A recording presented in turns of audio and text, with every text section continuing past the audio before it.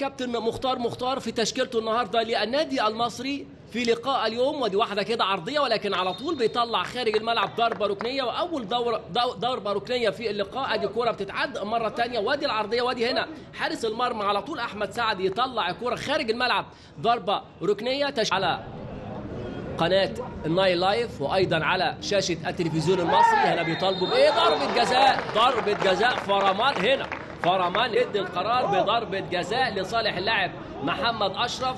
ادي الكوره مره ثانيه في الاعاده وضربه جزاء جنب كوره عاشور مدي القرار ضربه جزاء. وادي هنا على التنفيذ، وادي كوره تتصد، الكوره بغرابه شديده جدا جدا ضائعه من النادي المصري وتسديده يتصدى ليها ببراعه ويخلي وضعيه المباراه في بطاقه وكارت اصفر اول في المباراه من محمود عاشور. نتيجه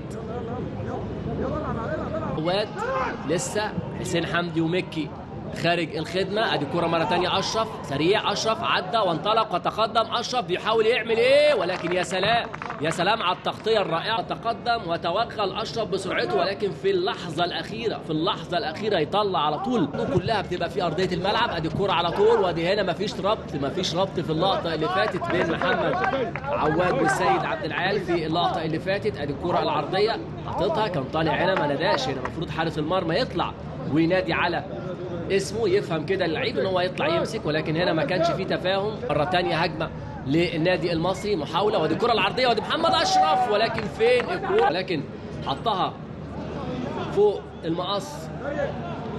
ادي ابو العز، وادي الكره العرضيه، وادي الراسيه، وادي ده مش ممكن. حلوه كوره واحلى تصدى حسن مكي. ادي الكوره مره ثانيه، وادي الراسيه، وعلى طول يا سلام على التراي وسرعه رد الفعل من محمد عواد حارس المرمى. طويل حسين، ادي كرة قلشه ما فيهاش طبعا، وادي الكرة وادي المحاوله، ولكن في ايه؟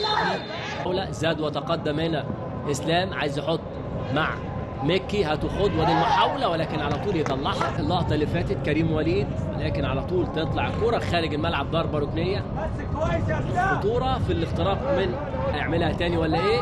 ادي الكرة العرضيه، يطلع على طول النبادي الكرة والمحاولة من حسين، وادي التسديدة ترد مرة ثانية، وادي الكورة مش ممكن، ولكن على طول لفريق حرس الحدود تخبط فيه القائم وترد مرة ثانية. مش ممكن. طول لداوودة بمنتهى المهارة، وقف على كورته وعمل الكرة العرضية، فوتها عمل فينت، ولكن على طول يا سلام عايزين يعملوها ايه؟ احمد رؤوف ومحمد عمل خطورة هنا. احمد حسن مكي بيحاول على حدود منطقة 18، وادي التسديدة ترد، وادي ممكن هنا، مش ممكن.